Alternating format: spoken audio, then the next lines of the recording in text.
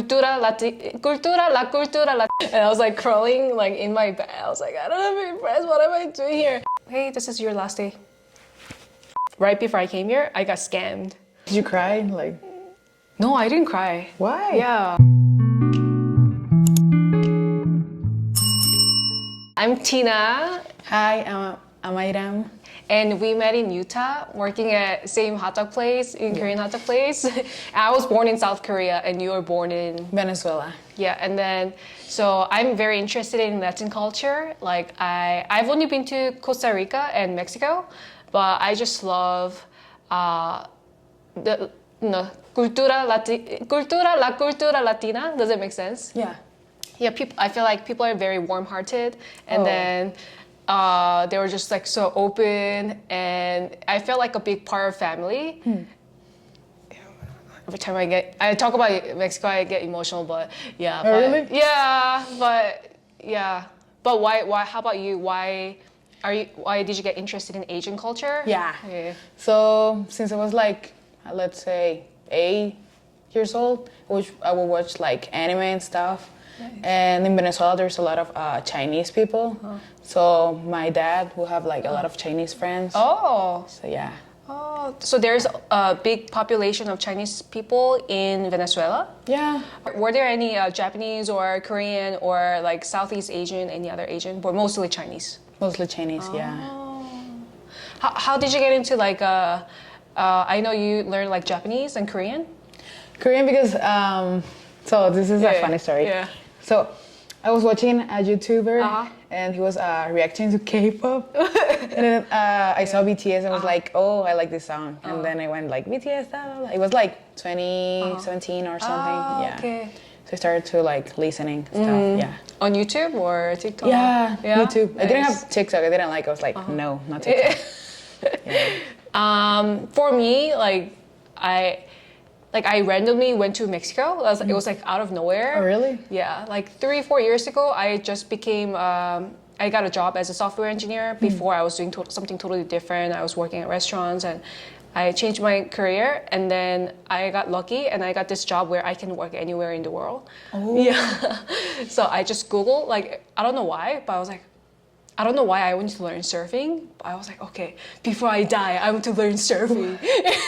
And then so I Googled like best place to learn surfing, and then it just said Puerto Escondido. Oh. Yeah. Do you know where Puerto Escondido? I've heard of it. Yeah.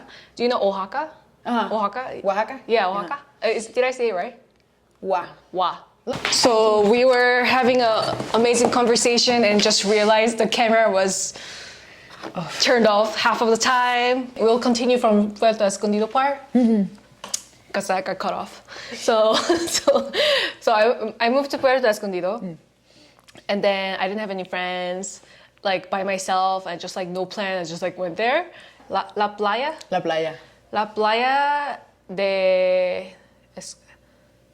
playas en Puerto Escondido son, ¿cómo se dice? Increíbles. Increíbles? Yes. Mucho bonita. No, muy bonitas. Muy bonitas. Yeah, so I just had a great time there. But then I wanted to experience more local life. Because the place I was in Puerto Escondido was pretty touristy, and so I wanted to experience more city life. So I moved to Guadalajara, and then that's where I'm just checking. That's where I met like my best friend, and then some of the great people, and basically the first 3 weeks I didn't have any friends, so I was really sad. And I was like crawling like in my bed. I was like, I don't have any friends, what am I doing here? But I went to like lavanderia. Lavanderia, do you know? Where do you do the laundry? Oh, yeah. Lavanderia. Yeah, lavanderia. Lavanderia. Is that how you call it in Venezuela? Lavanderia. Sí. Yeah, lavanderia. I went there and I met my friend, and then from then on, like I started meeting friends one by one, and then I started forming a big community. And until now, Guadalajara, I feel like it's still like one of my homes, and I feel very special about it. And that's how I got interested in Latin culture. Then the next question was, how do you like it here so far? Kind of boring, but good. Yeah. Like the winter. Like the weather is good, but I don't like summer here. Yeah, the summer. Too dry. I don't know. It's like, you know, that's one of the big thing. Like, apparently Utah is one of the driest states in US. oh really? Yeah. So when I first came here, like, I have skin problems. Like, I'm like drying out, and my lips really? are like cracking, and like, I'm drinking a lot of water, but still I feel like so dry here. Yeah, I don't know why, but like. Oh, how did you get here? Like, oh, how did I get here? I had a privilege of having this amazing job where I can work anywhere. So that one I work as a developer online for 3 years. So I was actually in Mexico for a year or a little bit more than a year, and then I was traveling in Asia afterwards, mostly in Da Nang, Vietnam. That's another home to me. Yeah. So, but then I got laid off earlier this year. oh, Yeah, there was a big tech layoff in US. So a lot of people, a lot of software engineers, everyone who works in tech companies, big or small, they got laid off. Wow. So yeah, so my experience was like, it was like so sudden. One day, just out of nowhere, I didn't expect anything, and it's like, hey, this is your last day. Yeah, and I was like crying. I tried not to cry because I was like, you know, it's like my pride. You know, I don't want to cry, but I was like, yeah, crying. Yeah. And then and a lot of American employees were replaced by like outsourced employees. Ooh. Yeah, mostly from El Salvador, but yeah, yeah. But I understand, I guess, from the point of view of like CEO, because if you can pay so much less to do the same work, yeah, maybe, or maybe just like they didn't like the work I was doing. I don't know. Yeah, but I try not to think about it. I try not to beat myself up too much.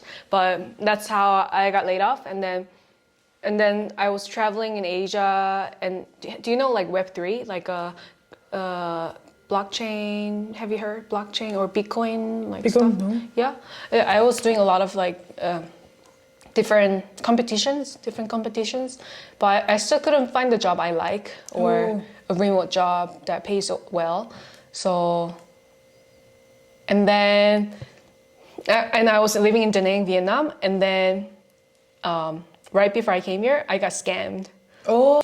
So I did a job interview. It's for like a crypto company. I was so dumb. I connected my wallet. Oop. Yeah, it's like a wallet on the computer, and then I lost like all the money in it.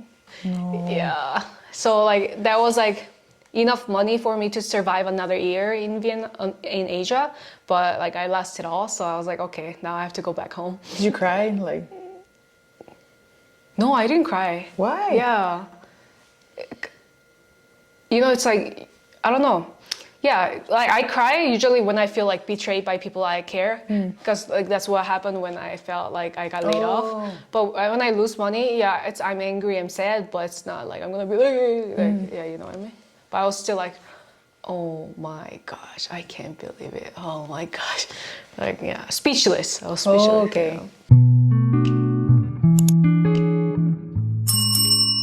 So, when you first meet someone that you don't know, a stranger, what are some things you say at first?